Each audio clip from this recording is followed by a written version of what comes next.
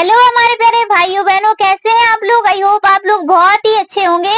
आज की इस वीडियो में आपको एमपी जीके के सबसे महत्वपूर्ण क्वेश्चन कराए जाएंगे जो कि आपके एग्जाम में आएंगे ही आएंगे। भाई पूरे यूट्यूब में क्वेश्चनों के साथ व्याख्या कोई भी नहीं करवाएगा, तो आज हम इस वीडियो में आपके क्वेश्चन के साथ भी व्याख्या है जो करवाने वाले हैं। तो व्याख्या देखेंगे ना, आपके 101 से 3 क्वेश्चन है जो व्याख्या में ही कंप्लीट हो जाएंगे और ये क्वेश्चन तो आपका रहेगा ही रहेगा। तो आपको क्या करना है, वीडियो के लास्ट तक बने रहना है। वीडियो को लाइक कमेंट चैनल को सब्सक्राइब तो जरूर करना है, क्योंकि ये ऐसे क्वेश्चन है जो कि आपके एग्जाम में आएंगे ही आएंगे और ये क्वेश्चन बार बार है जो एग्जामों में पूछे जाते हैं। तो सबसे पहला क्वेश्चन देखते हैं। यहाँ पर पहला क्वेश्चन है आपका, खेल संग्रहालय की स्थापना कहाँ पर हुई थी। तो जो खेल संग्रहालय है उसकी स्थापना टाटा टोपे स्टेडियम में हुई थी, यानी कि भोपाल में। अब चलिए इसकी हम व्याख्या देख लेते हैं। व्याख्या को आपको बड़े ध्यान से देखना है, स्क्रीनशॉट लेते जाओ या फिर कॉपी पेन ले लो तो लिखते जाओ। टाटा टोपे स्टेडियम भोपाल मध्य प्रदेश का पहला खेल संग्रहालय है। दूसरा है इसमें इस संग्रहालय में राज्य के खेल इतिहास, ओलंपिक खिलाड़ियों और पुरस्कार विजेताओं की जानकारी है। इसमें खेल उपकरण, पुराने चित्र, ट्रॉफियां और रिकॉर्ड सुरक्षित रखे गए। इसका उद्देश्य युवाओं के खेल को भावनाओं का प्रेरणा संचार करना है।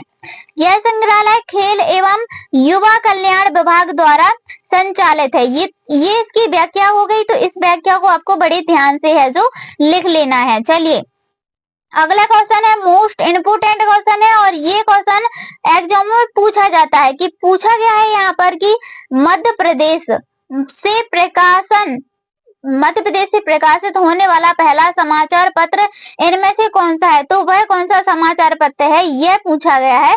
तो आपका जो करेक्ट आंसर बनेगा वो ऑप्शन नंबर ए बनेगा, आफ्ताल। याद रखना आफ्ताल यहाँ पर करेक्ट आंसर हो जाता। आफ्ताब, ताल नहीं ताब है वो, सॉरी। चलिए यहाँ इसकी थोड़ी सी व्याख्या देख लेते हैं। व्याख्या बहुत ही मोस्ट इम्पोर्टेंट है आपके लिए। आफ्ताब 1850 में प्रकाशित हुआ था और यह मध्य प्रदेश से निकलने वाला पहला समाचार पत्र था। यह उर्दू भाषा में प्रकाशित हुआ था। देखिए उर्दू भाषा का भी क्वेश्चन बन सकता है, किस भाषा में है जो प्रकाशित हुआ था। आफ्ताब का प्रकाशन भोपाल से हुआ था। यह पत्र सामाजिक मुद्दों और तत्कालीन प्रशासन की नीतियों के केंद्र में रहता था। यह स्वतंत्रता आंदोलन से पहले चेतना का प्रतीक था। तो देखिए यहाँ पर आपके 1 से 2 क्वेश्चन है जो बनने वाले हैं, वह आपको लिख लेना है। चलिए अगला क्वेश्चन पूछा गया है। यहाँ पर पूछा गया है कि राज्य का पहला मेडिकल कॉलेज कहाँ पर स्थापित किया गया था। तो राज्य का पहला मेडिकल कॉलेज कहाँ पर स्थापित किया गया था। तो वह किया था गजरा राजा ग्वालियर, यानी कि गजरा राजा ग्वालियर में है जो स्थापित किया गया था। अब इसकी थोड़ी सी हम क्या करते हैं, व्याख्या को देख लेते हैं, क्योंकि व्याख्या से ही आपके क्वेश्चन है जो बनेंगे। गजरा राजा मेडिकल कॉलेज ग्वालियर की स्थापना 1946 में हुई थी। अब इसकी सन पूछ सकते हैं, तो सन को आपको याद रखना है। यह मध्य प्रदेश भारत का पहला मेडिकल कॉलेज है। इसकी स्थापना महाराजा जीवाजीराव राव सिंधिया द्वारा की गई थी। अब महाराजा का नाम भी पूछ लेंगे आपसे। यह कॉलेज जीवाजी यूनिवर्सिटी से समृद्ध है और अत्याधुनिक चिकित्सा सुविधाएं प्रदान करता है। इसका नाम जीवाजीराव सिंधिया की माता गजरा रानी के नाम से भी रखा गया, यानी कि इनके नाम से है जो रखा गया था। चलिए अगला क्वेश्चन देखते हैं। बहुत ही अच्छा क्वेश्चन है और ये क्वेश्चन एग्जामों में है जो पूछा जाता है। पूछा गया है यहाँ पर कालिदास सम्मान में कितनी राशि दी गई थी। तो जो कालिदास सम्मान है उसमें कितनी राशि दी गई थी। तो यहाँ पर इसका जो करेक्ट आंसर बनेगा वो ऑप्शन नंबर डी बनेगा, 5 लाख रुपए की राशि है जो दी गई थी। अब थोड़ी इसकी व्याख्या देख लेते हैं हम। यहाँ पर व्याख्या इसकी बहुत ही अच्छी व्याख्या है। इस व्याख्या से आपके 1-2 क्वेश्चन है जो बनने वाले हैं। कालिदास सम्मान मध्य प्रदेश सरकार द्वारा दिया जाने वाला पहला प्रतिष्ठित सांस्कृतिक पुरस्कार है। यह पुरस्कार नाटक, नृत्य, संगीत और ललित कला के क्षेत्र में दिया गया था। इसकी स्थापना 1880 में हुई थी। तो यहाँ इसकी स्थापना भी पूछ सकते हैं। यहाँ पर इसमें 5 लाख नगद राशि, प्रस्तुति पत्र और प्रतीक चिन्ह द्वारा प्राप्त किया जाता है। यह सम्मान कालिदास अकादमी उज्जैन के माध्यम से दिया जाता है। तो चलिए अगला क्वेश्चन देखते हैं। अगला क्वेश्चन देखने से पहले वीडियो को लाइक जरूर कीजिएगा, क्योंकि हम आपसे कुछ नहीं चाहते हैं, सिर्फ एक लाइक और चैनल को सब्सक्राइब जरूर करना। चलिए अगला क्वेश्चन देखते हैं। बहुत ही अच्छा क्वेश्चन है और ये क्वेश्चन है जो एग्जाम में बार बार पूछा जाता है। भोपाल के तलीफ अनवर किस देश के हॉकी कप्तान बने? तो किस देश के है जो हॉकी कप्तान बने थे? तो वह बने थे पाकिस्तान की। याद रखना, पाकिस्तान यहाँ पर आपका करेक्ट आंसर है जो हो जाएगा। चलिए अब थोड़ी सी इसकी हम व्याख्या देख लेते हैं। लिखा है कि तलीफ अनवर भोपाल निवासी पाकिस्तान की हॉकी टीम के कप्तान बने थे। यह घटना विभाजन के बाद की है, जब कई खिलाड़ी पाकिस्तान चले गए थे। तलीफ अनवर ने पाकिस्तान के लिए 1948 लंदन ओलंपिक में भाग लिया था। वह भोपाल के उस दौर से प्रसिद्ध हॉकी खिलाड़ियों में से गिने जाते हैं। इससे भोपाल को हॉकी का गढ़ कहा जाता है। यहाँ से कई अंतर्राष्ट्रीय खिलाड़ी निकले। चलिए अगला क्वेश्चन देखते हैं। बहुत ही मोस्ट इम्पोर्टेंट क्वेश्चन है आपके लिए। यहाँ पर पूछा गया है कि मध्य प्रदेश में विकास खंडों की संख्या कितनी है? तो मध्य प्रदेश में विकास खंडों की संख्या कितनी है? बहुत ही इजी क्वेश्चन है। चलिए इसका आंसर जल्दी से कमेंट में बताइए कि इसका आंसर क्या होगा। तो इसका आंसर होगा आपका 313, मतलब कि 313 विकास खंड थे। चलिए अब यहाँ पर इसकी व्याख्या को भी देख लेते हैं, क्योंकि हमने बोला है कि हम हर एक क्वेश्चन की आपको व्याख्या करवाएंगे, तो भाई करवाएंगे ही करवाएंगे, क्योंकि व्याख्या से ही आपको समझ में आएगा क्वेश्चन। तो 1313 विकास खंड मध्य प्रदेश की प्रशासनिक संरचना का दूसरा स्तर है। विकास खंडों को अंग्रेजी में ब्लॉक्स या तहसील कहा जाता है। इन ब्लॉक्स के माध्यम से ग्रामीण विकास योजनाओं को ग्राम पंचायत स्तर तक पहुंचाया जाता है। प्रत्येक ब्लॉक में एक ब्लॉक डेवलपमेंट ऑफिसर, जिसको हम BDO नियुक्त होता है, और इसके अंतर्गत विभिन्न योजनाओं जैसे कि मनरेगा, कृषि विकास, शिक्षा, स्वास्थ्य आदि कार्यान्वित है जो की जाती है। चलिए अगर किसी क्वेश्चन थोड़ी बहुत मिस्टेक भी होता है तो आप हमें कमेंट में जरूर बताइएगा, हम उसका आंसर आपको जरूर देंगे। यहाँ पर पूछा गया है कि अश्वत्थामा मंदिर, जो अश्वत्थामा मंदिर है वह कहाँ पर है? तो इसका आपको करेक्ट आंसर बताना है। असीमगढ़ में, असीरगढ़ में, याद रखना असीरगढ़ में है। अब यहाँ पर हम इसकी थोड़ी व्याख्या देख लेते हैं। लिखा है कि जो अश्वत्थामा मंदिर है वो असीरगढ़ किले के में स्थित है, जो मध्य प्रदेश के बुरहानपुर जिले में है। असीरगढ़ किला ऐतिहासिक दृष्टि से बहुत ही महत्वपूर्ण है और इसे दक्षिण द्वारा भी कहा जाता है, यानी कि दक्षिण का द्वार भी कहा जाता है। माना जाता है कि अश्वत्थामा आज भी इस मंदिर क्षेत्र में दिखाई देता है। यह मंदिर भगवान शिव को समर्पित है और इससे जुड़े अनेक रहस्यमयी लोक कथाएं प्रचलित हैं। यह स्थान धार्मिक और ऐतिहासिक पर्यटनों का प्रमुख केंद्र भी है। तो यहाँ से भी आपके क्वेश्चन है जो बनेंगे। वीडियो को लाइक जरूर करना है, वीडियो अच्छी लग रही है तो। अब आपके बहुत ही मोस्ट इम्पोर्टेंट क्वेश्चन है जो स्टार्ट होने वाले हैं, क्योंकि ये क्वेश्चन है जो बार बार पूछे जाते हैं। क्वेश्चन आपको वही पढ़ाएंगे जो आपके एग्जाम में आएंगे ही, और लास्ट में हम आपको ऐसी ऐसी ट्रिक बताएंगे ना जो कि आपके एग्जाम में बहुत ही ज्यादा काम आने वाली है। मध्य प्रदेश में जिला पंचायत की संख्या कितनी है? तो मध्य प्रदेश में जिला पंचायतों की संख्या कितनी है? तो वो है 55। याद रखना 55 यहाँ पर आपका करेक्ट आंसर है जो हो जाएगा।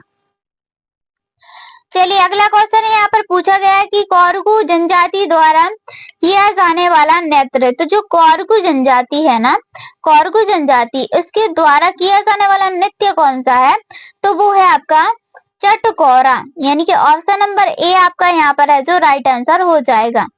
चलिए इसकी हम थोड़ी सी व्याख्या देख लेते हैं, क्योंकि व्याख्या से आपको ज्यादा समझ में आएगा। चटकोरा नृत्य कोरकू जनजाति का प्रमुख पारंपरिक नृत्य है। यह जनजाति मुख्य रूप से बैतूल, हरदा और खरगोन जिलों में पाई जाती है। कहाँ कहाँ पर? बैतूल, हरदा और खरगोन जिले में। ये यहाँ पर आपका एक क्वेश्चन बन रहा है, देखिए। यह नृत्य त्योहारों और सामाजिक आयोजनों में किया जाता है। चलिए अगला क्वेश्चन देखते हैं। अगला क्वेश्चन देखने से पहले अपना प्यारा सा नाम कमेंट में जरूर बताइएगा, क्योंकि आपको अपना नाम ही तो बताना है। तो यहाँ पर पूछा गया है कि वीरों का कैसा हो बसंत की रचना किसने की थी। तो वीरों का कैसा हो बसंत की रचना किसने की थी? वह की थी पंडित माखन लाल चतुर्वेदी ने। किसने की थी? पंडित माखनलाल चतुर्वेदी ने की थी। याद रखना इस क्वेश्चन को, क्योंकि very very most important question है आपका। चलिए यहाँ पर हम क्या करते हैं, इसकी व्याख्या देख लेते हैं। व्याख्या आपके लिए बहुत ही मोस्ट इम्पोर्टेंट है। वीरों को कैसा हो, वीरों का कैसा हो बसंत यह प्रसिद्ध देशभक्ति काव्य है। अब पूछ लेगा कि कौन सा यह काव्य है, नाट्य है या फिर कोई कविता है। तो ये काव्य है। यह स्वतंत्रता संग्राम के दौरान युवाओं में जोश भरने के लिए लिखी गई थी। माखनलाल चतुर्वेदी की रचना में राष्ट्रवाद स्पष्ट रूप से झलकता है। चलिए अगला क्वेश्चन यहाँ पर हम देख लेते हैं। कौन सा लोक नृत्य मध्य प्रदेश का नहीं है? अब इनमें से आपको बताना है कि ऐसा कौन सा लोक नृत्य है जो मध्य प्रदेश का नहीं है। तो यहाँ पर पंडवानी है, माचा है, काठी है और राई स्वाग है। तो ये भी है, ये भी है, ये भी है, ये नहीं है। तो यहाँ पर आपका राइट आंसर पंडवानी हो जाएगा। अब हम यहाँ पर थोड़ी सी इसकी व्याख्या देख लेते हैं कि क्यों नहीं है। पंडवानी लोक नायक और नृत्य छत्तीसगढ़ी का राज्य का पारंपरिक कला और रूप पंडवानी में महाभारत की कथाएं नृत्य संगीत माध्यम से प्रस्तुत है की जाती हैं, जबकि माचा माटी राई स्वांग मध्य प्रदेश के लोक नृत्य हैं, इसलिए यह नहीं है, यानी कि पंडवानी। मध्य प्रदेश की राजधानी, तो मध्य प्रदेश की राजधानी कौन सी है? जल्दी जल्दी बताइए। आप लोग कहाँ कहाँ से बिलोंग करते हैं ये भी आपको जरूर बताना है। तो मध्य प्रदेश की राजधानी कौन कौन कमेंट में बताएगा, ये हमें इसका इंतजार रहेगा कि किसका सही आंसर आता है। तो भोपाल, भोपाल आपका करेक्ट आंसर हो जाएगा। यहाँ पर हम थोड़ी इसकी व्याख्या देख लेते हैं कि क्या कैसी ये मध्य प्रदेश की राजधानी है जो बनी है। भोपाल मध्य प्रदेश की राजधानी है। यह राज्य की प्रशासनिक, राजनीतिक और विधायी गतिविधियों का केंद्र है। 1956 में मध्य प्रदेश भारत और भोपाल रियासत के यहाँ पर विलय के बाद इसे राजधानी बनाया गया था। अब इसकी सन भी पूछ लेंगे, तो सन आपको याद रखना है। चलिए थोड़ी सी यहाँ पर क्या हुआ है, ऊपर नीचे हो गया है, थोड़ी वेट कीजिए। अगला क्वेश्चन देखेंगे। यहाँ पर बहुत ही अच्छा क्वेश्चन पूछा गया है कि मध्य प्रदेश में विधानसभा सदस्यों की संख्या कितनी है। तो मध्य प्रदेश में विधानसभा सदस्यों की संख्या 230 है। ये आपको याद रखना है, 230 करेक्ट आंसर आपका हो जाएगा। अगला क्वेश्चन देखते हैं। महामृत्युंजय का मेला कहाँ लगता है। तो ये भी क्वेश्चन पूछा जाता है कि महामृत्युंजय का मेला कहाँ पर लगता है। सीधी में, दतिया में, रीवा में या फिर भोपाल में। तो आपका जो करेक्ट आंसर रहेगा वो ऑप्शन नंबर ए रहेगा, सीधी। याद रखना।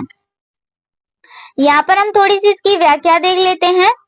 लिखा है कि महामृत्युंजय मेला सीधी जिले के में प्रतिवर्ष लगाया जाता है, यानी कि हर वर्ष यह जो लगाया जाता है यह भगवान शिव मंदिर को समर्पित धार्मिक मेला है। और इस मेले का आयोजन महाशिवरात्रि के अवसर पर किया जाता है, यानी कि जब महाशिवरात्रि होती है तब उस टाइम है जो हर वर्ष ये मेला लगाया जाता है महामृत्युंजय का। चलिए अगला क्वेश्चन है, बहुत ही मोस्ट इम्पोर्टेंट क्वेश्चन है। पूछा गया है कि निम्नलिखित में से किस साहित्यकार को हितम्ब रंगनों के लिए 1955 में साहित्य अकादमी पुरस्कार दिया गया था। तो किनको दिया गया था? पंडित माखनलाल चतुर्वेदी, यानी कि ऑप्शन नंबर यहाँ पर बी आपका करेक्ट आंसर है जो हो जाएगा। यहाँ पर लिखा है कि जो हिम्मत रंगनी है एक काव्य संग्रह है जिसके लिए माखनलाल चतुर्वेदी को 1955 में साहित्य अकादमी का पुरस्कार है जो मिला था। यह हिंदी भाषा में साहित्य अकादमी का पहला पुरस्कार था। यहाँ पर चतुर्वेदी जी स्वतंत्रता सेनानियों, पत्रकार और कवि थे। चलिए यह कौन थे? पत्रकार भी थे और कवि भी थे। कान्हा बाबा का मेला कहाँ लगाया जाता है? अब पूछा गया है यहाँ पर कि कान्हा बाबा का मेला कहाँ पर लगाया जाता है। कान्हा बाबा के मेला लगाया जाता है आपका सौंडलपुर में, यानी कि हरदा, जिसको हम हरदा बोलते हैं, सौंडलपुर में लगाया जाता है। यहाँ पर हम थोड़ी सी इसकी व्याख्या देख लेंगे। व्याख्या से ही आपके क्वेश्चन है जो सभी अच्छे से क्लियर हो पा रहे हैं।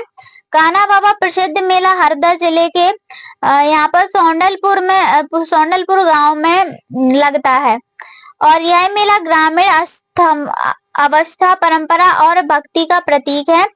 हर वर्ष बड़ी संख्या में श्रद्धालुओं इस मेले में भाग लेते हैं। चलिए अगला क्वेश्चन है यहाँ पर, मध्य प्रदेश में राज्यसभा सदस्यों की संख्या, यानी कि मध्य प्रदेश में राज्यसभा सदस्यों की संख्या पूछा गया है कि कितनी है, तो वह है 11, यानी कि ऑप्शन नंबर बी यहाँ पर आपका करेक्ट आंसर हो जाएगा। यहाँ पर हम इसकी व्याख्या को देख लेते हैं। राज्यसभा में मध्य प्रदेश ने कुल 11 सदस्य चुने जाते हैं। इन सदस्यों का चयन राज्य की विधानसभा के निर्वाचन सदस्यों द्वारा होता है। राज्यसभा कुल 255 सदस्यों वाली संसद का उच्च सदन है, 245 सदस्यों। चलिए अगला क्वेश्चन है यहाँ पर, मध्य प्रदेश के किस जिले में परमधम पार्क स्थित है? जो पदम धर्म पार्क है वह कहाँ पर स्थित है? रीवा, सतना, यहाँ पर और भी ऑप्शन दिए गए हैं, जबलपुर, कटनी। तो कटनी यहाँ पर आपका करेक्ट आंसर हो जाएगा। कटनी आपका करेक्ट आंसर हो जाएगा। अब ये क्यों है, तो यहाँ पर हम इसकी व्याख्या भी देख लेते हैं। चलिए यहाँ पर परमधम पार्क कटनी जिले में स्थित एक प्रमुख सार्वजनिक उद्यान है। यह मनोरंजन, पर्यावरण संरक्षण, स्थानीय पर्यटन का केंद्र है। यह हरियाली, झील और बच्चों के लिए खेल क्षेत्र विकसित किया गया। यह पार्क नगर पालिका के अधीन आता है। किसके अधीन आता है? नगर पालिका के अधीन है जो आता है। बहुत ही अच्छा क्वेश्चन है ये क्वेश्चन, बहुत ही मोस्ट इम्पोर्टेंट क्वेश्चन है कहें तो। नर्मदा सोनी घाटी में मुख्यतः किस प्रकार की चट्टानें मिलती हैं? तो यहाँ पर कौन सी चट्टानें मिलती हैं? ऑप्शन नंबर ए ही यहाँ पर करेक्ट आंसर है जो हो जाएगा ग्रेनाइट नीस। याद रखना, ग्रेनाइट नीस। चलिए नर्मदा सोन, यहाँ पर हम व्याख्या बता रहे हैं आपको। नर्मदा सोन घाटी भारत की सबसे पुरानी चट्टानों में से एक है। क्या है? सबसे पुरानी चट्टानों में से एक है और यहाँ मुख्यतः ग्रेनाइट और नीस चट्टानें पाई जाती हैं। कौन कौन सी चट्टानें पाई जाती है? ग्रेनाइट और नीस चट्टानें हैं जो पाई जाती हैं। यह चट्टानें आर्कियन युग की मानी जाती हैं। यह क्षेत्र भूगर्भीय दृष्टि से अत्यंत महत्वपूर्ण है। चलिए अगला क्वेश्चन है आपका, प्यारे भाइयों बहनों, मध्य प्रदेश के 53वें जिले के रूप में प्रस्तावित नगदा का प्राचीन नाम क्या था? तो प्रस्तावित नगदा का प्राचीन नाम क्या था? यह क्वेश्चन एग्जाम में पूछा जाता है, तो इसको आपको बड़े ध्यान से देखना है। आपका यहाँ पर करेक्ट आंसर रहेगा नागनचल, यानी कि ऑप्शन नंबर डी आपका करेक्ट आंसर है हो जाएगा। अब यहाँ पर हम इसकी थोड़ी सी क्या करते हैं, व्याख्या को देख लेते हैं कि नागदा का प्राचीन नाम नागनचल था। क्या है? नागदा का प्राचीन नाम क्या था? नागनचल था। यह नाम नागवंश और उसके प्राचीन बसाव से प्रसिद्ध है। ऐतिहासिक दृष्टि से यह क्षेत्र मालवा की सभ्यता का एक महत्वपूर्ण केंद्र रहा है। नागदा में विष्णु की प्रसिद्ध सहस्त्रालिंग मूर्ति भी है, याद रखना। चलिए यहाँ पर अगला क्वेश्चन पूछा गया है आपसे कि बेतवा घाटी विकास योजना के अंतर्गत निकाली गई नहर का नाम क्या है? बताइए। तो यहाँ पर आपका correct answer option number A ही रहने वाला है। यहाँ पर लंगटपुर नहर, यह इसका नाम क्या है? लंगटपुर नहर है। और यहाँ पर हम इसकी क्या करेंगे, व्याख्या को भी देखेंगे। तो व्याख्या में लिखा है कि बेतवा घाटी किसका परियोजना के तहत जल प्रबंधन हेतु लंगटपुर नहर का निर्माण किया गया। यह योजना सिंचाई और जलापूर्व के लिए महत्वपूर्ण मानी जाती है। बेतवा नदी मध्य प्रदेश और उत्तर प्रदेश दोनों के लिए जल स्रोत है। बहुत ही अच्छी व्याख्या है और इस व्याख्या से आपके क्वेश्चन है जो बनेंगे, इसलिए हम बोल रहे हैं पेन कॉपी लेके बैठ जाओ या फिर स्क्रीनशॉट लेती जाओ। पूछा गया है यहाँ पर अगले क्वेश्चन में, वर्ष 2019 में मध्य प्रदेश 53वें जिले के रूप में किस जिले का गठन प्रस्तावित हुआ था? बताइए। इस क्वेश्चन का आंसर आपको बताना ही बताना है क्योंकि मोस्ट इम्पोर्टेंट क्वेश्चन है। तो आपको बता देना है मऊगंज। मऊगंज यहाँ पर आपका करेक्ट आंसर हो जाएगा। अब यहाँ पर हम अगला क्वेश्चन देखते हैं। मध्य प्रदेश किस चीज के उत्पादन में पहला स्थान नहीं है? तो किस चीज के उत्पादन में पहला स्थान नहीं है? यहाँ पर दाल है, दास नहीं है दाल है, सॉरी मिस्टेक है, दाल। ठीक है। चावल, सोयाबीन, तिलहन, तो किसके लिए नहीं है? यहाँ पर चावल लगा के आसाना है आपको। अब यहाँ पर हम क्या करेंगे, इसकी व्याख्या को भी देखेंगे कि क्यों नहीं है भाई। तो देखिए, मध्य प्रदेश सोयाबीन, तिलहन, दालों के उत्पादन के क्षेत्र में पहले स्थान पर है। चावल उत्पादन कहाँ पर? छत्तीसगढ़, पंजाब, पश्चिम बंगाल आदि राज्य के शीर्ष हैं। और मध्य प्रदेश धान उत्पादन मुख्यतः पूर्व जिलों तक सीमित है, इसलिए चावल उत्पादक में इसका पहला यानी कि 5 से नीचे है, यानी कि 5 से भी नीचे है। सबसे ज्यादा यह सोयाबीन, तिलहन, दालों का। अगला क्वेश्चन देखते हैं। यहाँ पर अगला क्वेश्चन पूछा गया है कि मध्य प्रदेश के निम्नलिखित स्थानों में से कौन सा एक 80% पूर्व देशांतर निकट है? पूर्व देशांतर निकट है तो वह है जबलपुर, यानी कि ऑप्शन नंबर ए आपका करेक्ट आंसर है जो यहाँ पर हो जाएगा। अब यहाँ पर हम क्या करेंगे, इसकी थोड़ी सी व्याख्या देख लेते हैं। व्याख्या को आपको बड़े ध्यान से देखना है। जबलपुर से लगभग यहाँ पर 79.95 पूर्व देशांतर स्थित है और 80 सेल्सियस पूर्व देशांतर अत्यंत समीप माना जाता है। जबलपुर मध्य प्रदेश के भौगोलिक केंद्र निकट स्थित है। यह देशांतर के नाम से भारतीय मानक समय के पास आता है। अगला क्वेश्चन है आपका बहुत ही प्यारा सा क्वेश्चन है। तेंदुआ सूखा नदियों के संगम पर 2 बांध बनाकर निकाली गई नहर कौन सी है? तो वह कौन सी नहर है जो निकाली गई थी? वो है आपकी कौन सी? तेंदुआ नहर। तेंदुआ नहर याद रखना।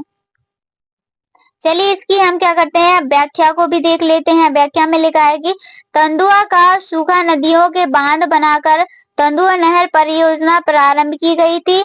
यह जल संचयन और सिंचाई की दृष्टि से एक महत्वपूर्ण नहर है। यह परियोजना छत्तीसगढ़ और मध्य प्रदेश के समीपवर्ती क्षेत्रों के लिए उपयोगी है। यह नहर से कृषि क्षेत्र में नियंत्रित जलापूर्ति सुनिश्चित होती है। तो बहुत ही अच्छी बात है, इस नहर से बहुत ही अच्छा काम हो रहा है। मध्य प्रदेश की सबसे लंबी नदी कौन सी है? बताइए भाई, मध्य प्रदेश की सबसे लंबी नदी कौन सी है? ताप्ती, छिग्रा लिखा है, छिप्रा है यहाँ पर। नर्मदा, महानदी, तो नर्मदा आपका इज द राइट आंसर हो जाएगा। अब यहाँ पर हम इसकी व्याख्या भी देख लेते हैं। इसकी व्याख्या देखने से आपके 2-3 क्वेश्चन है जो यहाँ पर कंप्लीट होंगे। नर्मदा नदी मध्य प्रदेश की जीवन रेखा है। तो कभी कभी पूछ लेते हैं कि मध्य प्रदेश की जीवन रेखा किसे कहा जाता है, तो आपको क्या लगा के आना है? नर्मदा। अब इसकी लंबाई लगभग 1312 किलोमीटर है और इसमें से लगभग 1077 किलोमीटर मध्य प्रदेश में बहती है। तो 1077 बहती है ना। यह अमरकंटक अनूपपुर से निकलकर पश्चिम बंगाल की ओर बहती है और अरब सागर में मिलती है। नर्मदा घाटी मध्य प्रदेश के सिंचाई, जल विद्युत और धार्मिक कार्यों के लिए अत्यंत महत्वपूर्ण है। यह भारत की पश्चिम की ओर बहने वाली प्रमुख नदियों में से एक है। तो बनेंगे नहीं यहाँ पर आपके 2-3 क्वेश्चन, इसलिए बोलते हैं कि व्याख्या को आपको यहाँ पर ध्यान से देखना है। चलिए अगला क्वेश्चन है हमारे प्यारे भाइयों बहनों, वीडियो को लाइक जल्दी से कर दो वीडियो अच्छी लग रही है तो, और चैनल को सब्सक्राइब कर लो, बेल आइकन को भी प्रेस कर लो ताकि जो भी नोटिफिकेशन आए सबसे पहले आपके पास जाए। हम आपसे कुछ नहीं चाहते हैं, सिर्फ सब्सक्राइब और लाइक ही चाहते हैं। महू में सैनिक विद्रोह कब भड़का? तो महू में सैनिक विद्रोह कब भड़का था? 1 जुलाई 1857 में भड़का था। 1 जुलाई 1857 में है जो भड़का था। यहाँ पर बांधवगढ़ राष्ट्रीय उद्यान किस जिले में स्थित है? तो जो बांधवगढ़ राष्ट्रीय उद्यान है वह किस जिले में स्थित है? तो आपको यहाँ पर पहले ऑप्शनों को देखना है और कमेंट में आंसर को जरूर बताना है। तो कौन कौन बताएगा? तेज दिमाग वाले जल्दी जल्दी से बता देंगे। तो यहाँ पर किस किस का तेज दिमाग है हम भी देखते हैं। चलिए हम 1 2 3 गिनती गिनते हैं। 1 2 3, 1 2 3। तो आपका जो करेक्ट आंसर बनेगा ऑप्शन नंबर ए बनेगा उमरिया। याद रखना उमरिया करेक्ट आंसर है जो हो जाएगा। अब हम अगला क्वेश्चन देखेंगे, एशिया की सबसे बड़ी सोयाबीन की फैक्ट्री मध्य प्रदेश में कहाँ है? तो एशिया की सबसे बड़ी सोयाबीन की फैक्ट्री मध्य प्रदेश के उज्जैन में है। कहाँ पर है? उज्जैन। याद रखना उज्जैन यहाँ पर करेक्ट आंसर हो जाएगा।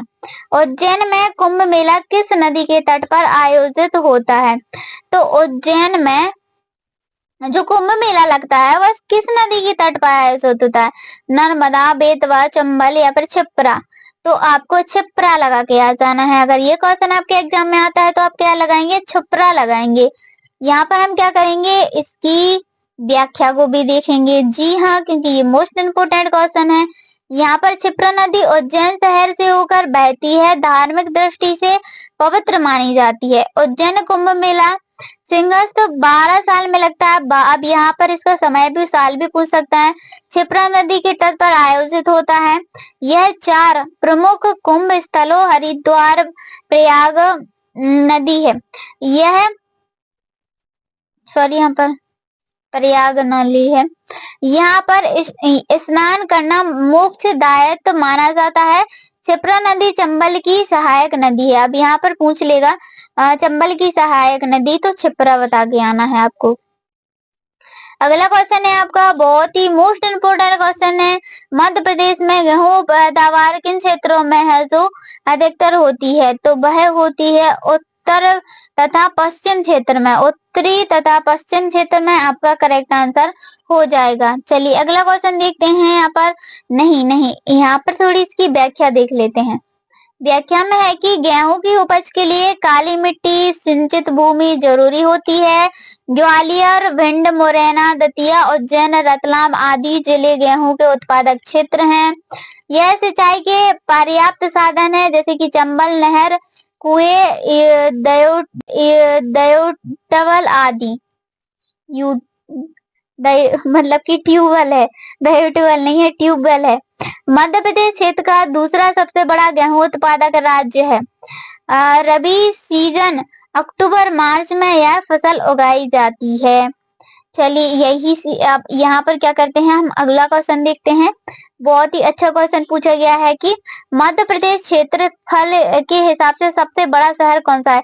अगर क्षेत्रफल के हिसाब से पूछा जा रहा है ना, तो क्षेत्रफल के हिसाब से आपको क्या करना है? जबलपुर लगा के आना है। क्या लगाना है? जबलपुर लगा के आना है। अगर जनसंख्या की से पूछे तो आपको क्या लगाना है? इंदौर। तो क्षेत्रफल से आपको जबलपुर ही लगाना है। चलिए हम जबलपुर की यहाँ पर व्याख्या को देख लेते हैं। यहाँ पर लिखा है कि जबलपुर शहर का कुल क्षेत्रफल लगभग कितना है? 667 है। ठीक है, वर्ग किलोमीटर है, जो मध्य प्रदेश के में सबसे अधिक है।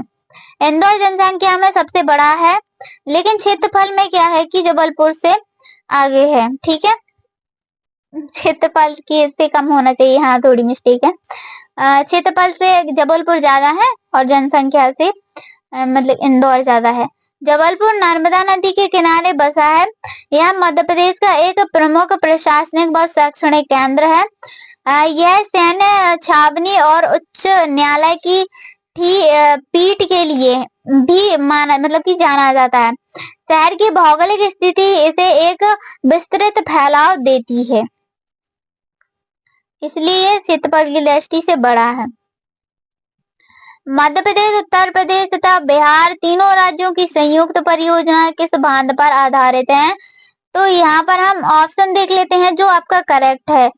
तो यहाँ पर सोन नदी के बाण सागर बांध पर है। तो ये देखिए यहाँ पर ऑप्शन नंबर बी आपका करेक्ट आंसर हो जाएगा। अब यहाँ पर हम क्या करते हैं, इसकी थोड़ी सी व्याख्या को देख लेते हैं। लिखा है कि बाणगढ़ सागर बांध सोन नदी पर मध्य प्रदेश के शहडोल जिले में स्थित है। यह परियोजना 3 राज्यों एमपी, यूपी और बिहार की संयुक्त भागीदारी से बनी है। इसका उद्देश्य सिंचाई, बिजली उत्पादन और यहाँ पर जल आपूर्ति है। और परियोजना की शुरुआत कब हुई थी? 1978 में हुई थी। ये भी पूछ सकते हैं आपसे। 2006 में यह जो पूरी तरह यह जो चालू की गई थी। इस बांध की सहायता से 2 लाख हेक्टेयर से भी अधिक होती है। 2 लाख हेक्टेयर से भी अधिक, याद रखना। जिन जिलों में कर्क रेखा नहीं है, यानी कि कौन से जिले हैं जिनमें कर्क रेखा नहीं है, तो इंदौर और बालाघाट। इंदौर और बालाघाट यहाँ पर करेक्ट आंसर हो जाएगा।